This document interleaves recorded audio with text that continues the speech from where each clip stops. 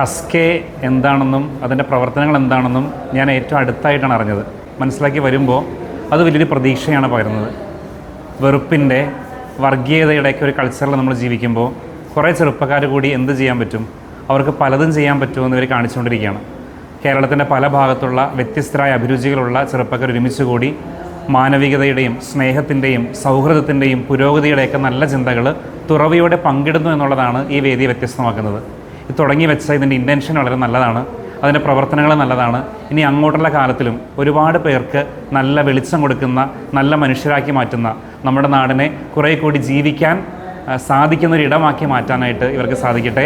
യൂത്തിൻ്റെ വൈബാണ്, അതെന്നും ഫ്രഷായിരിക്കട്ടെ, അതൊരുപാട് പേരെ ആകർഷിക്കട്ടെ എന്ന് ആശംസിക്കുന്നു. ഹെസ്കേക്കും അതിൻ്റെ എല്ലാ പ്രവർത്തനങ്ങൾക്കും എല്ലാ പിന്തുണയും, എല്ലാ സപ്പോർട്ടും, എല്ലാ വിജയാശംസകളും.